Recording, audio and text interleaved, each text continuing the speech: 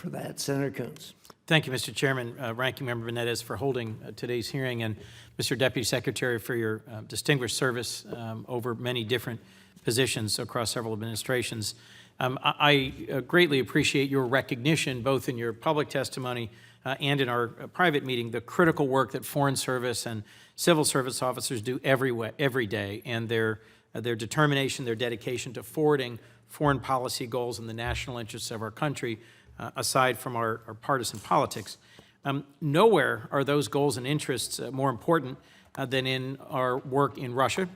Russia, as you agree, attacked and undermined our elections in 2016 and continues its influence campaign efforts to meddle in democratic processes, not just in the United States, not just in the United States and Europe. There's actually an article in the New York Times today about how Russia has launched influence campaigns across Africa in a new playbook that features outsourcing and franchising their influence campaigns. So we all need a comprehensive and sustained strategy to blunt that, and it is my hope you will get the chance to carry out your commitments to push back forcefully on this malign activity by Russia.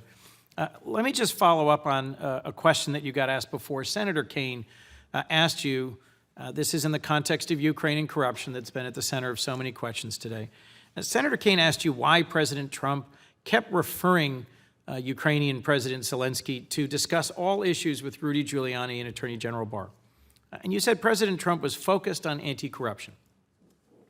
If anti-corruption in Ukraine is such a priority for the president and this administration, I'm struck as an appropriator that my understanding of this record in the subcommittee that funds the International Narcotics Control and Law Enforcement budget, that in 2019 the administration requested a cut in funding to $13 million. Congress rejected that and restored funding to $30 million. In 2020, the administration again sought to cut that funding to $13 million. Congress, I think, is likely to once again restore it to $30 million. If this is a great priority, combating corruption in Ukraine for the administration, why does the president's budget not reflect that in any of the three budgets he submitted? Excuse me. I think, Senator, the prime obstacle to anti-corruption reform in Ukraine is not technical or monetary support by the United States, but the will of the Ukrainian government to rein in Ukrainian oligarchs and reform their system. We saw this over 2 years in urging President Poroshenko to engage in anti-corruption reform, and the will was simply not there. And I think that's the biggest obstacle to anti-corruption reform.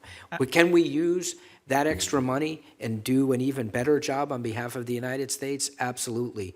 Will we be wasting that money if there isn't anti-corruption, a will to engage in anti-corruption reform by Ukrainian leadership? I'm afraid that's also true. I mean, I'll just politely disagree with you, if I might, that I think that funding is critical for the National Anti-Corruption Bureau and the Special Anti-Corruption Prosecutor's Office, and for restoring some semblance of rule of law in a country where corruption is widespread. Let me move to one other issue before my time runs out. Human rights. I'm the co-chair of the Human Rights Caucus here in the Senate. There are hundreds of political prisoners in Russia.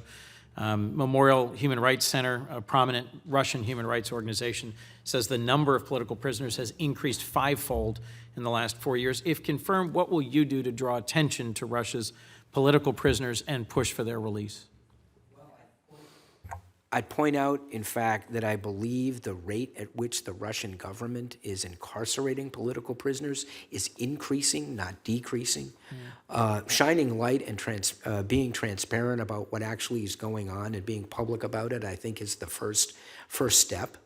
And it's urging the Russian government to abide by its own laws and treat its people right. The Senate unanimously passed earlier this year Senate Resolution 81, which I supported and helped draft, that condemns President Putin for targeting political opponents and working to cover up some of their actions, in particular the assassination of opposition leader Boris Nemtsov. And that resolution from the Senate urges government officials, our government officials, to raise the case of Nemtsov's assassination. If confirmed, are you committed to raising this issue with senior Russian officials, including President Putin? Yes, I am. Thank you. And Russian authorities continue to target the LGBTQ community despite condemnation from governments around the world. will you commit to discussing, raising, and pressing LGBTQ rights with your Russian counterparts? Enthusiastically. Thank you. I appreciate your appearing today. As a number of my colleagues have testified or have mentioned in their comments, we need a forceful presence in Moscow, and I appreciate that we've had this opportunity to talk today and look forward to working with you. Thank you. Thank you, Senator. Thank you, Senator.